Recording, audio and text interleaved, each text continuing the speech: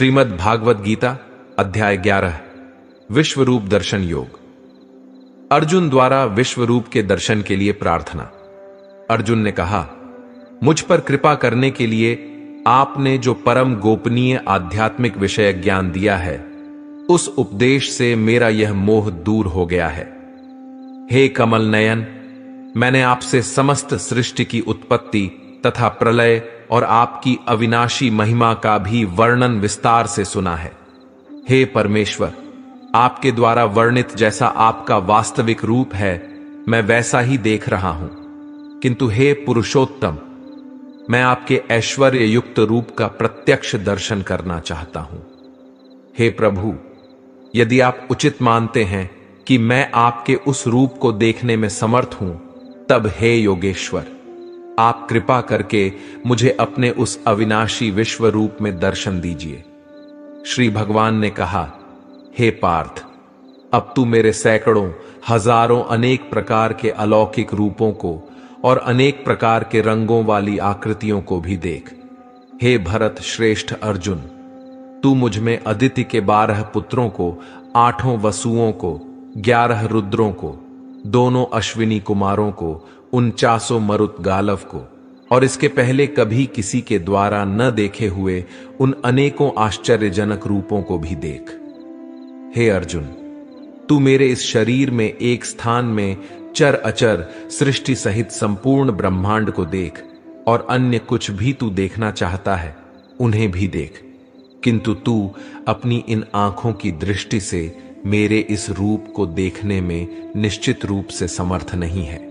इसलिए मैं तुझे अलौकिक दृष्टि देता हूं, जिससे तू मेरी इस ईश्वरीय योग शक्ति को देख। संजय द्वारा धृतराष्ट्र के समक्ष विश्व रूप का वर्णन। संजय ने कहा, हे राजन, इस प्रकार कहकर परम शक्तिशाली योगी भगवान श्री कृष्ण ने अर्जुन को अपना परम ऐश्वर्य युक्त अलौकिक विश्व रूप दिखलाया।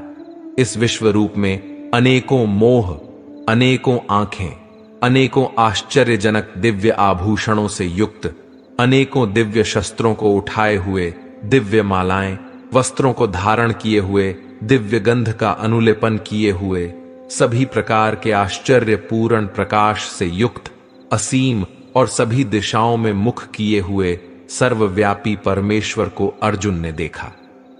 यदि आकाश में 1000 सूर्य एक साथ उदय हो, तो उनसे उत्पन्न होने वाला वह प्रकाश भी उस सर्वव्यापी परमेश्वर के प्रकाश की शायद ही समानता कर सके। पांडुपुत्र अर्जुन ने उस समय अनेक प्रकार से अलग अलग संपूर्ण ब्रह्मांड के सभी देवताओं को भगवान श्री कृष्ण के उस शरीर में एक स्थान में स्थित देखा। तब आश्चर्यचकित हर्ष से रोमांचित हुए शरीर से अर्जुन ने भगवान को सिर झुकाकर प्रणाम करके और हाथ जोड़कर प्रार्थना करते हुए बोला। अर्जुन द्वारा विश्व रूप की स्तुति करना।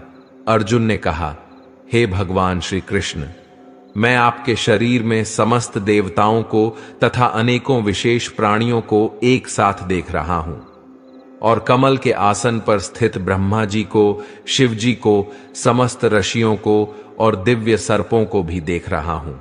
हे विश्वेश्वर, मैं आपके शरीर में अनेकों हाथ, पेट, मुख और आंखें तथा चारों ओर से असंख्य रूपों को देख रहा हूं। हे विश्वरूप, न तो मैं आपका अंत, न माध्य और न आदि को ही देख पा रहा हूं। मैं आपको चारों ओर से मुकुट पहने हुए, गदा धारण किए हुए और चक्र सहित अपार तेज से प्रकाशित देख रहा हूं, और आपके रूप को सभी ओर से अग्नि के समान जलता हुआ सूर्य के समान चकाचौंध करने वाले प्रकाश को कठिनता से देख पा रहा हूं। हे भगवान, आप ही जानने योग्य परब्रह्म परमात्मा हैं। आप ही इस जगत के परम आधार हैं। आप ही अविनाशी सनातन धर्म के पालक हैं, और मेरी समझ से आप ही अविनाशी सनातन पुरुष हैं। आप अनादि है, अनंत है और माध्य रहित है। आपकी महिमा अनंत है। आपकी असंख्य भुजाएं हैं। चंद्र और सूर्य आपकी आंखें हैं।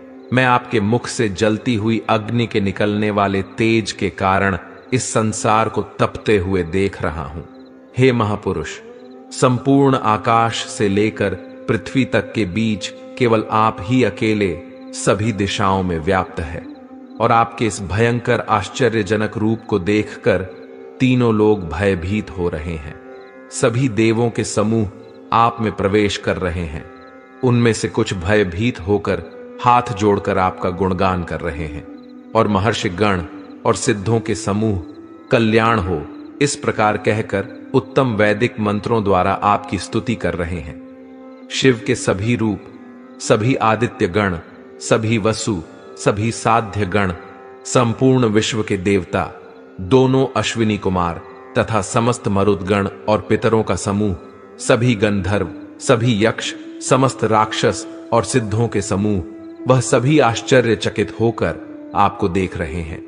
हे महाबाहु, आपके अनेकों मुख, आंखें, अनेकों हाथ, जंघा, पैरों, अनेकों पेट और अनेकों दांतों के कारण विराट रूप को देखकर सभी लोग व्याकुल हो रहे हैं, और उन्हीं की तरह मैं भी व्याकुल हो रहा हूं। हे वैष्णो, आकाश को स्पर्श करता हुआ अनेकों प्रकाशमान रंगों से युक्त मुख को फैलाए हुए और आपकी चमकती हुई बड़ी बड़ी आंखों को देखकर मेरा मन भयभीत हो रहा है। मैं न तो धैर्य धारण कर पा रहा हूं और न ही शांति को प्राप्त कर पा रहा हूं। इस प्रकार दांतों के कारण विकराल और प्रलयकारी अग्नि के समान आपके मुखों को देखकर मैं आपकी न तो कोई दिशा को जान पा रहा हूं और न ही सोख पा रहा हूं।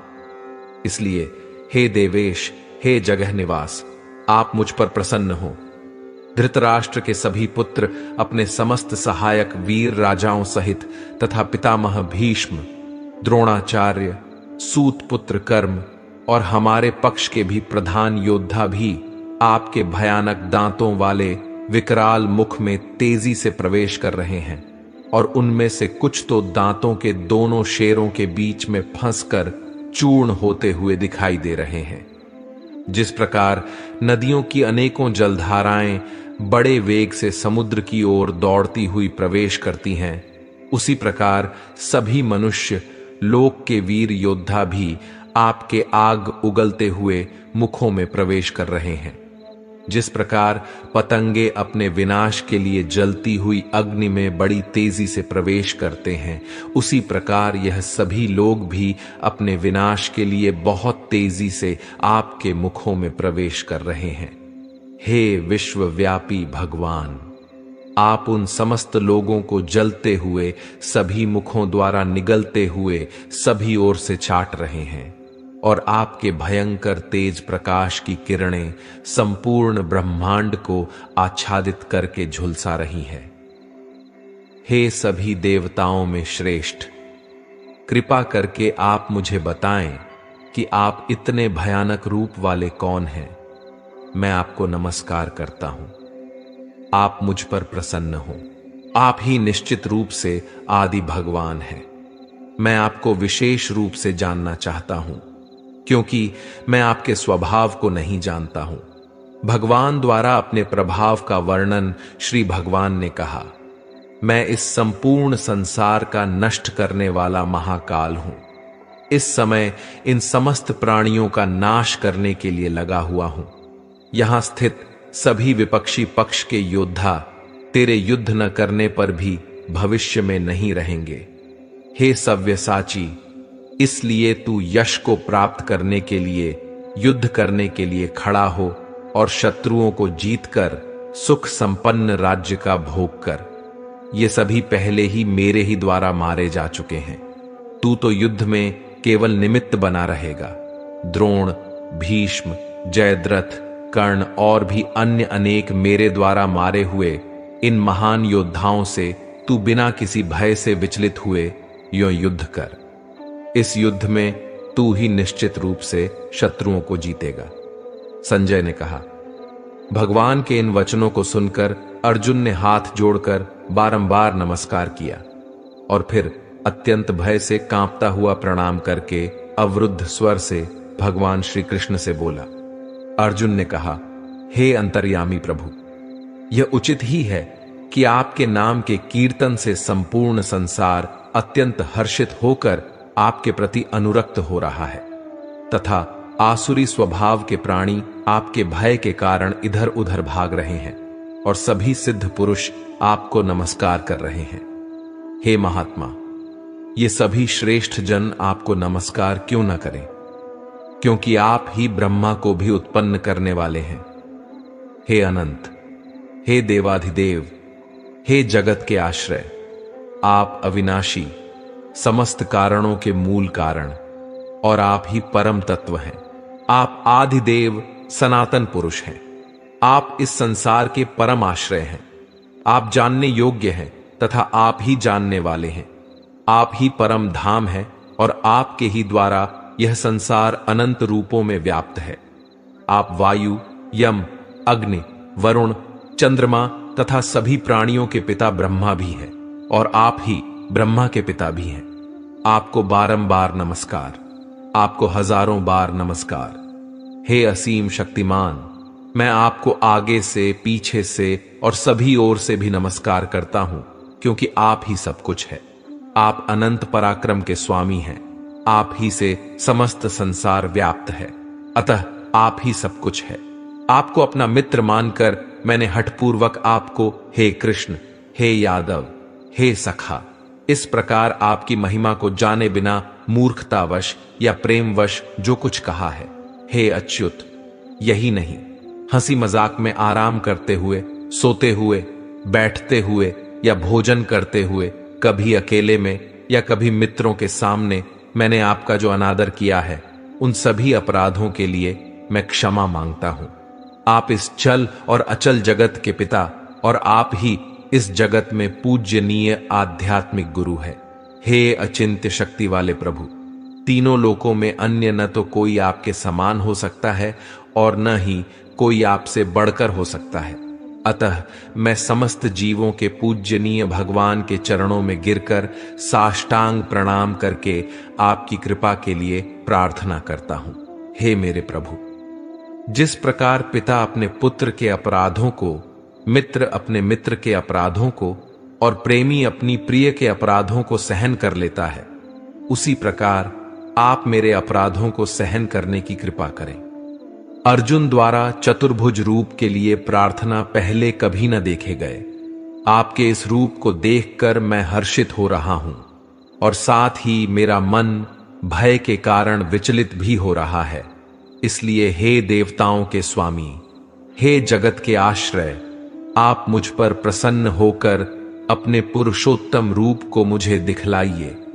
हे हजारों भुजाओं वाले विराट स्वरूप भगवान, मैं आपके मुकुट धारण किए हुए और हाथों में शंख, चक्र, गदा और पद्म लिए रूप का दर्शन करना चाहता हूं। कृपा करके आप चतुर्भुज रूप में प्रकट हो। भगवान द्वारा विश्व रूप के दर्शन की महिमा और चतुर्भुज दर्शन श्री भगवान ने कहा, हे अर्जुन, मैंने प्रसन्न होकर अपनी अंतरंग शक्ति के प्रभाव से तुझे अपना दिव्य विश्व रूप दिखाया है। मेरे इस तेजोमय अनंत विश्व रूप को तेरे अतिरिक्त अन्य किसी के द्वारा पहले कभी नहीं देखा गया है। हे कुरुश्रेष्ठ, मेरे इस विश्व रूप को मनुष्य लोक में न तो यज्ञों के द्वारा, न वेदों के अध्ययन द्वारा, न दान के द्वारा, न पुण्य कर्मों के द्वारा और न कठिन तपस्या द्वारा ही देखा जाना संभव है। मेरे इस विश्व रूप को तेरे अतिरिक्त अन्य किसी के द्वारा पहले कभी नहीं देखा गया है। हे मेरे परम भक्त, तू मेरे इस विकराल रूप को देखकर न तो अधिक विचलित हो और न ही मोहग्रस्त हो। अब तू पुनः सभी चिंताओं से मुक्त होकर प्रसन्नचित से मेरे इस चतुर्भुज रूप को देख।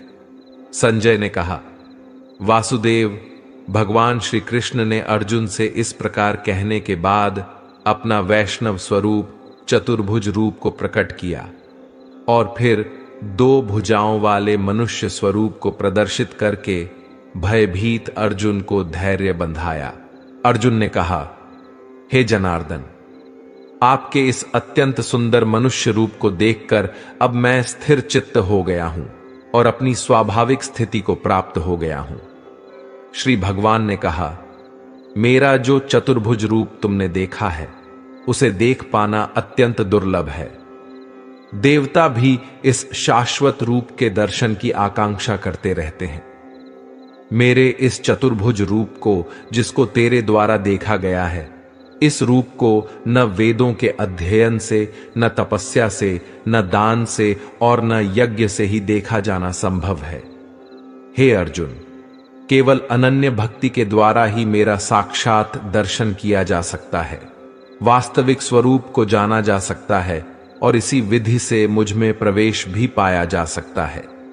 हे पांडुपुत्र, जो मनुष्य केवल मेरी शरण होकर मेरे ही लिए संपूर्ण कर्तव्य कर्मों को करता है, मेरी भक्ति में स्थित रहता है, सभी कामनाओं से मुक्त रहता है और समस्त प्राणियों से मैत्री भाव रखता है, वह मनुष्य निश्चित रूप से मुझे ही प्राप्त करता है।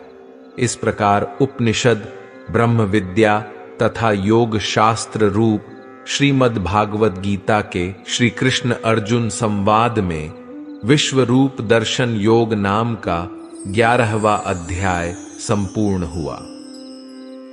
श्रीमद् भागवत गीता अध्याय 12 भक्ति योग।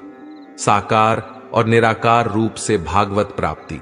अर्जुन ने पूछा, हे भगवान, जो विधि आपने बताई है उसी विधि के अनुसार अनन्य भक्ति से आपकी शरण होकर कुछ लोग आपके सगुण साकार रूप की निरंतर पूजा आराधना करते हैं। अन्य लोग जो आपकी शरण न होकर अपने भरोसे आपके निर्गुण निराकार रूप की पूजा आराधना करते हैं। इन दोनों प्रकार के योगियों में किसे अधिक पूर्व सिद्ध योगी माना जाए? श्री भगवान बोले, हे अर्जुन, जो मनुष्य मुझ में अपने मन को स्थिर करके निरंतर मेरे सगुण साकार रूप की पूजा में लगे रहते हैं और अत्यंत श्रद्धा पूर्वक मेरे दिव्य स्वरूप की आराधना करते हैं, वह मेरे द्वारा योगियों में अधिक पूर्ण सिद्ध योगी माने जाते हैं।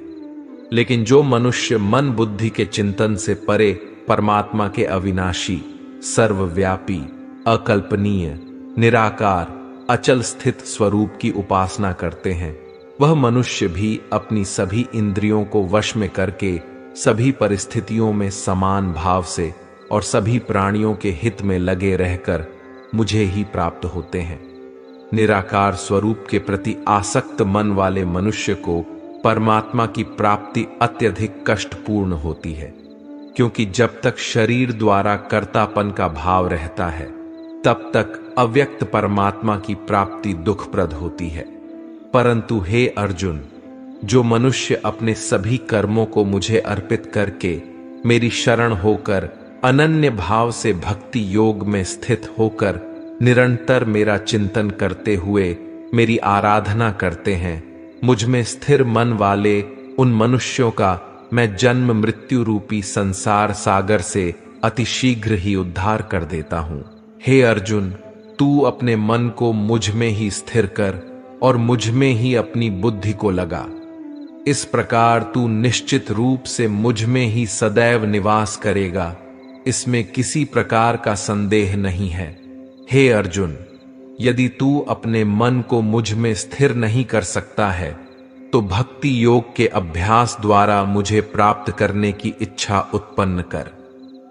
यदि तू भक्ति योग का अभ्यास भी नहीं कर सकता है तो केवल मेरे लिए कर्म करने का प्रयत्न कर। इस प्रकार तू मेरे लिए कर्मों को करता हुआ मेरी प्राप्ति रूपी परम सिद्धि को ही प्राप्त करेगा। यदि तू मेरे लिए कर्म भी नहीं कर सकता है तो मुझ पर आश्रित होकर सभी कर्मों के फलों का त्याग करके समर्पण के साथ आत्मा स्थित महापुरुष की शरण ग्रहण कर उनकी प्रेरणा से कर्म अपने आप होने लगेगा। बिना समझे मन को स्थिर करने के अभ्यास से ज्ञान का अनुशीलन करना श्रेष्ठ है। ज्ञान से ध्यान श्रेष्ठ समझा जाता है और ध्यान से सभी कर्मों के फलों का त्याग श्रेष्ठ है, क्योंकि ऐसे त्याग से शीघ्र ही परम शांति की प्राप्ति होती है।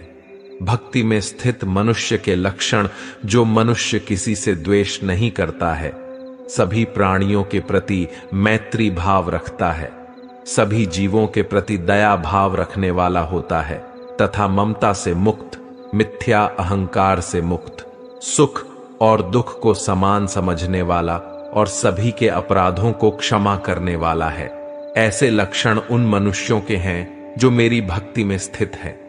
जो मनुष्य निरंतर भक्ति भाव में स्थिर रहकर सदैव प्रसन्न रहता है, दृढ़ निश्चय के साथ मन सहित इंद्रियों को वश किए रहता है और मन एवं बुद्धि को मुझे अर्पित किए हुए रहता है, ऐसा भक्त मुझे प्रिय होता है। जो मनुष्य न तो किसी के मन को विचलित करता है और न ही अन्य किसी के द्वारा विचलित होता है, जो हर्ष संताप और भय चिंताओं से मुक्त है, ऐसा भक्त भी मुझे प्रिय होता है। जो मनुष्य किसी भी प्रकार की इच्छा नहीं करता है, जो शुद्ध मन से मेरी आराधना में स्थित है, जो सभी कष्टों के प्रति उदासीन रहता है और जो सभी कर्मों को मुझे अर्पण करता है, ऐसा भक्त मुझे प्रिय होता है। जो मनुष्य न तो कभी हर्षित होता है, न ही कभी शोक करता है, न ही कभी पछताता है और न ही कामना करता है, जो शुभ और अशुभ सभी कर्म फलों को मुझे अर्पित करता है, ऐसी भक्ति में स्थित भक्त मुझे प्रिय होता है। जो मनुष्य शत्रु और मित्र में मान तथा अपमान में समान भाव में स्थित रहता है, जो सर्दी और गर्मी में सुख तथा दुख आदि द्वंद्वों में भी समान भाव में स्थित रहता है और जो दूषित संगति से मुक्त रहता है, ऐसा भक्त मुझे प्रिय है। जो निंदा और स्तुति को सामान समझता है, जिसकी मन सहित सभी इंद्रियां शांत हैं, जो हर प्रकार की परिस्थिति में सदैव संतुष्ट रहता है और जिसे अपने निवास स्थान में कोई आसक्ति नहीं होती है, ऐसा स्थिर बुद्धि के साथ भक्ति में स्थित मनुष्य मुझे प्रिय होता है। परंतु जो मनुष्य इस धर्म रूपी अमृत का ठीक उसी प्रकार से पालन करते हैं जैसा मेरे द्वारा कहा गया है और जो पूर्ण श्रद्धा के साथ मेरी शरण ग्रहण किए रहते हैं, ऐसी भक्ति में स्थित भक्त मुझको अत्यधिक प्रिय होता है। इस प्रकार उपनिषद, ब्रह्म विद्या तथा योग शास्त्र रूप श्रीमद् भागवत गीता के श्री कृष्ण अर्जुन संवाद में भक्ति योग नाम का 12वां अध्याय संपूर्ण हुआ।